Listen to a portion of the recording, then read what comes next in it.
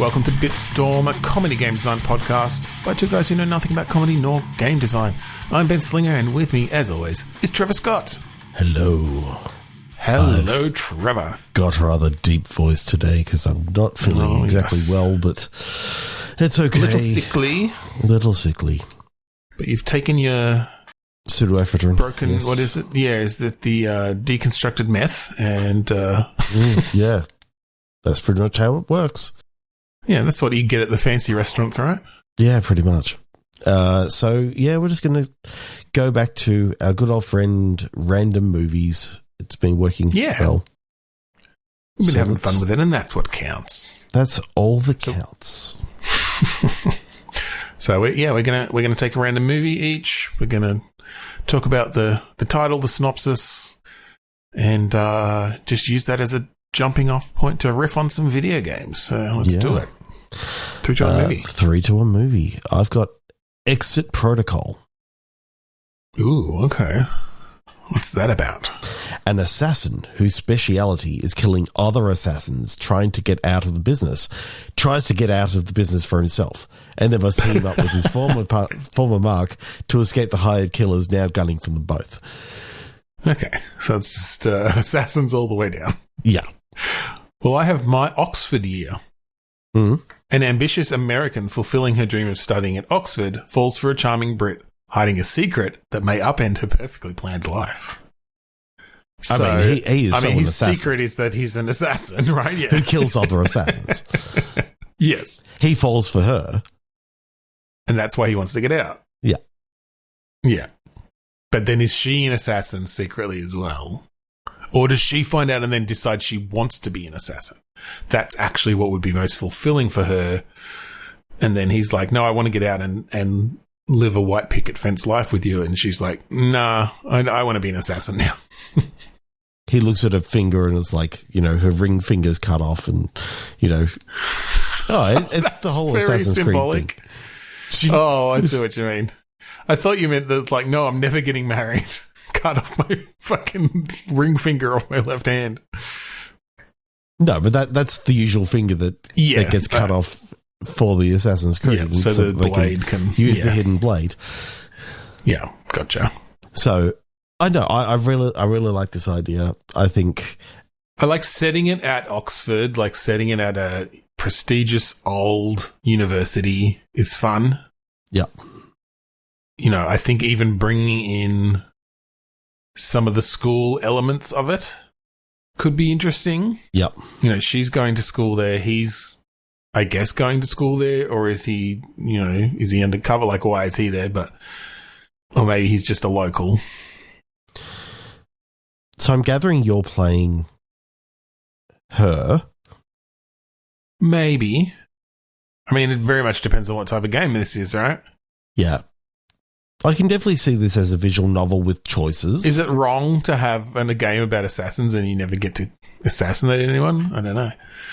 Or at least that's not the gameplay. I do like the idea of there being, that meet the parents sort of thing of, her parents have come. Her parents come from the US.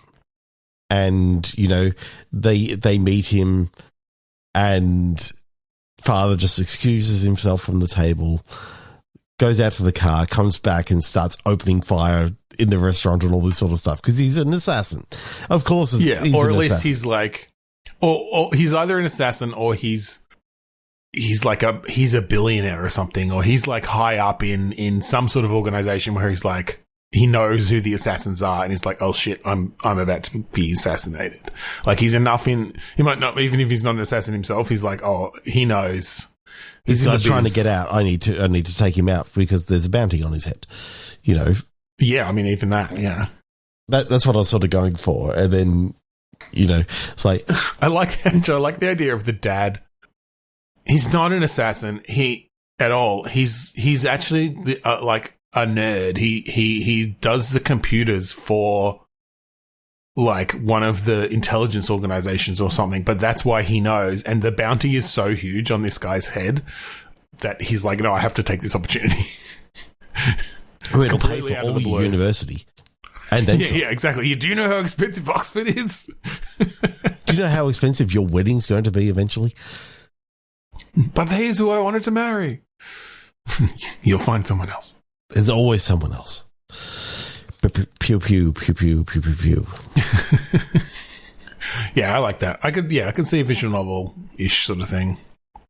It's just kind of our jam at the moment, I guess. It's a good way to tell stories. Yeah. 3-1 movie. Yeah. Oh, scar tissue. The Sixth Man. Oh, okay. So mine is a bit of a thriller. Okay. When Luke wakes up and finds a mutilated corpse in his bathroom, his life changes forever. Stalked by a terrifying psychopathic serial killer, he has to place his trust in the hands of a smart but volatile female cop, Sam Cross. The secret they uncover shatters Luke's life and brings Sam face to face with demons from her tragic childhood. Mine is a college athlete returns from the dead to help his brother's basketball team win the NCAA title. I was not expecting that. I thought The Sixth Man was like some noir like thing from the 50s or something. I guess I'm thinking of, what is it, the third man or something? Yeah. So I just, as soon as you started talking about, stalked by a terrifying psychopathic killer, I love the idea that the mutilated corpse has actually come back from the dead. Like, only he can see him, and they're helping him solve the sort of crime before solve he gets the crime. Pinged for it. I do. I mean, I guess it's been done before, but I do like the idea of someone having to solve this crime with their ghost buddy, sidekick, basically, who's not a cop. They're just a basketball player. They're not smart, but I don't even think they got clues. I don't even think you need that part. I think you just need the fact that they were the victim and they're returning back from the dead. I think it's very funny to have this ghost in a basketball uniform following you around everywhere, and being comedy relief essentially, but occasionally, giving you the clues that you need, remembering things from their death. Okay, I really like this. I see this as maybe a point and click. Yeah. Or like a third person adventure. I definitely see more kind of point thing. and click because I love the idea of having to talk to someone and the ghost just keeps on interrupting and like it's that whole thing of, oh, ask him about this, and it's like you missed part of the conversation because they wouldn't shut up. Yep. And, of course, if you're talking to the police or anything like that, you don't want to make it look as though you're trying to tell this person to shut up. But it's like... No, you have one of those things where you got to justify what you're saying to the person that they can't see. Yeah, for sure. There's some funny stuff you could write there. Okay, I really like that. Yeah. So who's the killer then in this case? Is it just a serial killer? Do you pick up ghosts as you go? Backwards through their crimes, through their kills. I mean, that is kind of good. Maybe it's not that you pick them up, but maybe you talk to them. Maybe, like, this latest one is sort of bound to you, but you then can talk to the ghosts. You have to find where they were killed or something, and then or the basketball player can now talk to the ghosts. But you can't see them, so you're having to like relay through him. That's pretty cool, actually. And that takes it was getting a little bit too Blackwell series, I think, there otherwise, but I like that idea of you don't actually see the ghosts. Plus, hey, it saves us on art. It does. There's something about being able to, flick over to the ghost world just briefly and see what the basketball player normally sees, and you just see like a quick glimpse of like hundreds and thousands of other ghosts sort of. They're just all crammed in. I'm thinking fills like the room with NPCs. I'm thinking more this is overlooking a city, and it's like, yeah, I gotcha. There is so much murder in this town that it's like, I feel like rather than that being like a game mechanic, because again, I feel like I actually really like the idea of you only hear the ghosts via the basketball player as a translator essentially. But I like the idea of as sort of the final scene almost of, you've solved the case and you're there and the ghosts, the basketball player is still with you and you're looking over the city and it's, mostly empty and seems pretty calm. And then it flicks into his eyes and there's just all these ghosts with unfinished business. So it could kind of be a nice like little, idea, we've got work to do. I like the idea of our investigator guy is actually an investigator sort of thing. Like, okay. He's woken up and there's a dead body in his apartment that's basically been killed there, and there's a message on the wall written in blood saying some sort of warning as to not come after me. I know who you are, detective. Blah blah blah. You've started looking into that case or something, yeah. And then the idea that the mutilated corpse that you got there happens to be,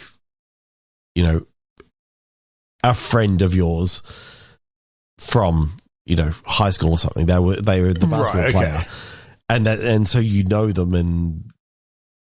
That could be interesting. Someone that you never them, you weren't really friends with them, you didn't go in the same circles, but it could sort of explain why his ghost is bound to you, because in this moment of death he saw a familiar face or something, and that created some sort of spiritual connection there, which whatever you ectobabble it away. Yeah, there's something about like having that sort of ghosty thing.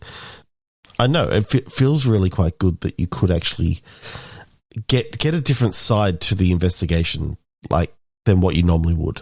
Yeah, well, and it's funny because now that you take it down that route, and I mean, again, this is just where our brains are at the moment, but I wonder if you do this as a point and click deduction hybrid, where you are gathering evidence and then having to actually make deductions about and make a hypothesis. Make a hypothesis, and when you get something right, like that might unlock a new place you can go, and that's how you then get your next set of evidence, essentially, which could be testimonies from ghosts. And that's the thing, like translating what they've actually said through this basketball player who, is not super smart, is almost a deduction in itself. It's almost you having to decode a different language, Yeah. He's just a bit of a jock. He doesn't know, you're going to some rocket scientist or something and you're having, and there's evidence, this scientific evidence that you need for the case that's valuable to discover what happened, and you're having to get it through this dumb jock who's trying to the liquid air. Oh no, liquid oxygen in the tanks or whatever. Oh, is that real? Just not understanding it at all. How could oxygen be liquid? It's a gas. Yeah, I can't breathe liquid. Can I drown in air? Oh my god, I'm drowning. Oh wait, I'm already dead. You could do so much with that. I do like the idea of having to be. You can't sort of give up the idea of that you can actually talk to ghosts or anything like that, because they could be thinking that you're having a mental break and you're too close to this, Carter. Yeah. Well, and I feel like from a dramatic point of view that you almost need that to happen at a certain point of the story. Like 2/3 of the way through the story, you're taken off the case because people think you're going nuts because you keep talking to yourself. And then that just creates its own story thing then of, now I don't have official access to crime scenes or whatever, and you've got to figure things out a different way. It could even be something better, like the hard ass captain has been coming down on you the whole time and, wondering, why you're not able to actually solve this case. he gets killed at one stage, and you have to get some information from the basketball player. Right. And so the idea of, the basketball player going, yeah, so he's just yelling at me. He's just yelling at me. He called me a loose cannon. What does that mean? I do like the idea of a character that you've met already, and so have an idea of their personality and stuff, but then dying and then hearing that personality come through, translated through Chad or whatever we call him. I mean, Chad is just the perfect name for someone like that. Chet, Chad, Brett, one of those sorts of names. 3, 2, 1, click. Yeah, I like that one. I really do like the idea of point and click deduction hybrid. Okay, you can tell me whether I'm allowed to go with this one. Okay. Ghost Town. Oh, we did that one already, didn't we? Or is this? No, I'm thinking Ghost World. Go on. Ghost Town. Ricky Gervais. Oh, Bertram Pincus, a cranky, people-hating Manhattan dentist, develops the unwelcome ability to see dead people. Right. So it's just the last game that we did. So I'll click again. Click again. I do have... So I got Scout's Guide to the Zombie Apocalypse, which I've not heard of before. It's a cool name. 3 scouts and lifelong friends join forces with one badass cocktail waitress to become the world's most unlikely team of heroes. When their peaceful town is ravaged by a zombie invasion, they'll fight for the badge of a lifetime and put their scouting skills to the test to save mankind from the undead. Okay. Interesting. And then the other movie that I got is The People Under the Stairs. Okay. Trapped inside a fortified home by a mysterious couple, a young boy quickly learns the true nature of the homicidal inhabitants and secret creatures hidden deep within the walls. So I think that works quite well. Fun. Yeah. Okay, so what I'm seeing this as is a bit like Orcs Must Die. Have you played that? Where he's like setting up traps for hordes of creatures coming. Because I feel like something like that brings in the scouting kind of thing. Maybe you even go a bit more survival game with it, where you're not only building traps, but it's like, okay, you've got X amount of time until a horde of these under the stairs creatures come. So maybe it's in a city. They're going to pour out of the houses at the end of the street or something. And you're sort of having to set up fortifications, food supplies, different things. So, I mean, essentially a zombie game, but I like the idea of not being zombies, it being these creatures under the stairs, like creatures that hide in the dark places of houses and under the beds. At night and they come things. out and yeah, that's kind of cool. That is. I could see that as really a co-op thing too. Like there's a lot of those sorts of games, obviously, at the moment where you're doing co-op survival stuff and then setting up your traps, setting up your turrets, setting up your whatever, having to scrounge for supplies. Yep. Do you do it in a... Because I think of scouts and that sort of like suburban, rough sort of, I think of like 80s. I think of like Stranger Things as well. Or like I think of that sort of vibe. Do you set it in like the 80s or 90s? Perhaps. I think 90s. 80s are a bit overdone right now. Yeah, that's fair.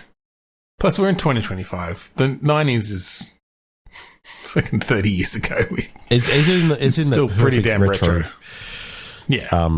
I love the idea of, these scouts have got, their sashes and, one of them doesn't have as many badges as the others, so they're trying to get him up to get the badges for and those sort of things. Yeah.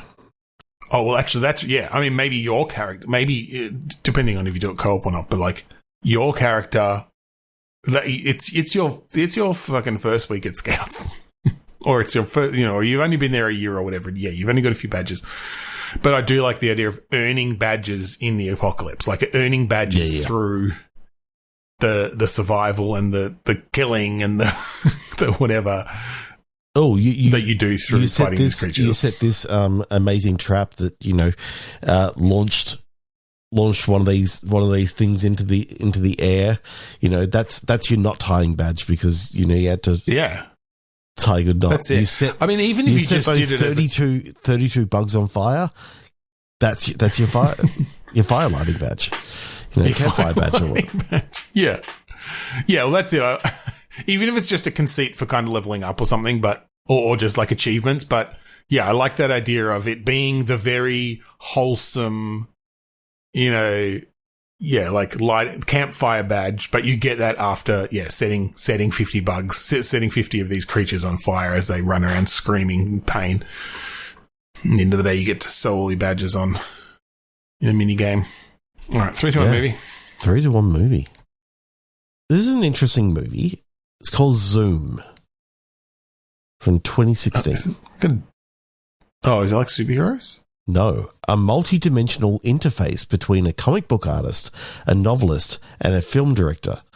Each lives in a separate reality, but authors a story about one of the others. Oh, that's kind of cool. Yeah. Well, I don't know if mine fits into it, but I'm amused by the idea anyway. Deadly Weapon, 1989. Yep. An experimental gun powered by an atomic reactor, which I love because it's a handheld, it's like a pistol. Yeah. Somehow an atomic reactor in there. Is misplaced when the transport carrying it crashes into a river. The weapon soon falls into the hands of a bullied teen named Zeke, who uses it to get even with his persecutors. An army team led by the overzealous Lieutenant Dalton is sent to recover the weapon before its unstable reactor overloads and causes a meltdown. I just love the idea of this pistol powered by literally an atomic reactor, a nuclear reactor in the barrel of this thing, in the chamber of this pistol. Oh yeah, I like that. I like that a lot. So I wonder then, though, if you could combine. Maybe these don't go together, but you could do something where instead of these three creators in these multi-dimensions writing about each other, maybe they're all writing about this story. Yeah. Or like a story about this teen who, finds a weapon and is, you can tell this is fucking pre-Columbine, right? Because you wouldn't write a story these days about a teen who just uses a gun to get back at his bullies. But no. But, that could be an interesting way to then explore some of those themes. And it's through what? A novelist, a filmmaker, and a comic book. What? A comic book. And a comic book artist. Yeah. Right. A novelist and a film director. So you could do some interesting things there where obviously we're doing a video game, so it's another level of meta, but where you tell the story in very different ways depending on whose dimension essentially it's coming from. Like you've got sections that are told in comic book style and it's all action and it's over dramatic and you shade things differently. And then it switches to, the novelist, and now everyone's speaking in very like high prose or higher prose, and things are a bit more subtextual and that sort of thing. And then you cut to the film director, and depending on what type of film it is, but it's a lot more cinematic. Then you've got different. Again, you're changing the way that you really get the feeling that game then. The film director could be going for that sort of, Basketball Diaries, really gritty. Exactly. Yeah. But maybe a little bit overwrought, maybe a bit trying to be too edgy. And then you jump back to the meta level and it literally starts playing out like a video game, an actual, arcadey sort of style thing. Yeah. I think if you did this, I know the idea of being able to switch at different times or having to switch at different times through the game. I think you'd have to do it narratively. Yeah, I think you'd almost want it.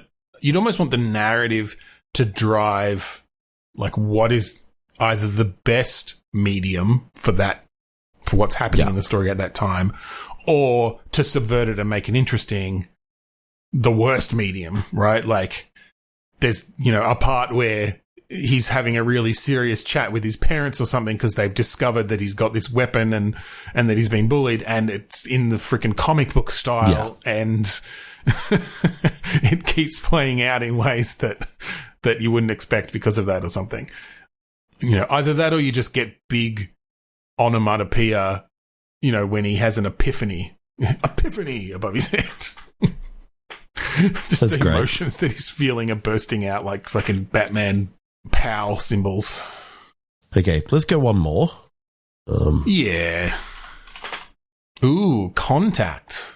You all know this one. Oh, I do like a good Contact. That was a good film, that one. It's great. We're meaning to see if the kids will like it, actually. Okay, this is interesting. The White Tower. Mountain climbers in the Swiss Alps mull over past problems while trying to conquer a perilous peak. Okay. So, have we picked up alien transmissions, but like the only place to pick them up properly is like at the top of some mountain? It's a treacherous mountain, Yeah, I mean, the way I sort of see it is, they're on this sort of journey, and while they're out there in the wilderness by themselves, they pick up this weird signal. Yeah. And effectively, I think it's more because like in suburbia and all that sort of stuff, you got too much happening. Yeah. Like radio it's like the isolation. Basically. Yeah. So are these people who have gone out there to seek signals, or they're just climbers? Just climbers, got a radio there. And like, this is definitely one of those things of, one of them gets to the top and, pulls out the radio to contact the other one who was down a little bit further. And all of a sudden they get this weird sounds, weird other language coming through. Yeah. That now they're out here, like, do you have this as more of a, again, a narrative game in the fact that they actually, contact the government and they bring more stuff to the mountain, and it's like all from this one place. It just happens to be this one place on Earth that can actually get. Yeah, well, I could see this actually as a bit of like interesting vignettes. Yeah. So it is all set on the peak of this mountain, basically. Yeah. And the first thing is this pair of climbers, and they get up there and they hear this strange language, and they sort of have some sense that it's definitely out of the ordinary. And you see him like run back down, calling to his friend, like, "Oh my God, like we've got to tell someone." And then, now it cuts to, we've got scientists up here and they've got more gear, and it's still hard for them to get up there. Helicopters can't get this high or whatever, the air's too thin or whatever it is. I don't know how high helicopters can fly. But then they're setting up, actual transmitters then to be able to, or like receivers to be able to record it, or different things, yeah. And I wonder if do you find out that like the aliens are specifically targeting this peak? It's like the highest peak on the planet or something, and they've decided, well, that's the place they're most likely to be able to see it. Like there's some intelligence behind how it's targeted, because that could be interesting too, rather than just they're blanketing the Earth, but we've only ever been able to pick it up in this one spot. I almost like the idea of it's almost the perfect location for their ship to sort of come down and actually sort of almost grip onto the planet, as it were. Yeah. It's the handle. It's the planet's handle, and they're just pointing it out. I mean, hell, you call this mountain the handle. Yeah. And it's fun. Like later on you go... Or the teat. They're just coming to give a little nipple twist to the Earth.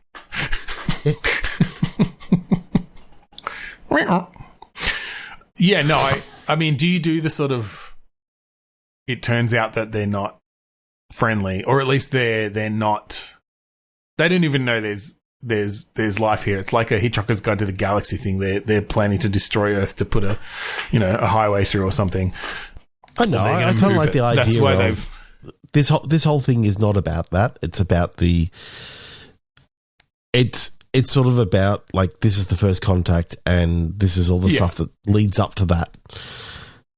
The ship comes down, and they end up, having to get off the peak of the mountain. That's kind of dangerous because the ship's coming down. It almost, perfectly sits on top of the mountain, and then, like, a door opens up down the bottom, and then, they can sort of have, like, some sort of first contacty thing, but it's like just with these scientists. But they didn't think about gravity, so they come out and they just tumble down the mountain. No, yeah, I like that. I think you keep it more, what's the word? Give it that gravitas that it requires. I mean, from a game point of view, I wonder, you could do... So you know how Frostpunk did the sort of city management? I know you don't tend to play those sorts of games, but they did, like, radiating out from the central furnace, essentially, because it was a, like, nuclear winter or whatever, and so it was all about heat. It could be kind of cool to do that from this peak where it's like you're building things, and maybe you don't do it with the whole economy and stuff. You don't go that far, but almost a bit like a fallout shelter or something sort of thing, almost, where it's like you have buildings that you need to build, and you give the player a bit of agency then around where they're built, and it connects up paths, and so you're building this facility around this peak as you're discovering this stuff. That could be kind of fun and give it a bit more of a personal touch than to the player. They feel like they're actually contributing. In order to decode this, you need this type of equipment over here. So you can expand the lab and install the equipment over here. And yeah, exactly. Yeah, that'd be cool. I can see how that works.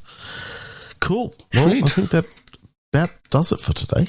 Yeah, it brings us to the end of our episode. So if you want to find our previous episodes online, go to bitstormcast.com. They're all up there.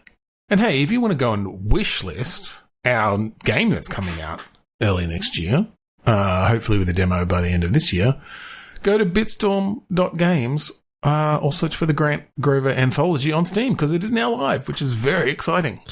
Very, very exciting. If you like the song that we play at the start and end of each episode, that song is called Mount Defiance, off of the album Containment Failure by the band Kuradust. You can find it for free at kuradust.bandcamp.com. That's right. So thank you again for joining us this week on Bitstorm. I'm Ben Slinger. I'm Trevor Scott. And I'm the creature from under the stairs. Oh, fuck.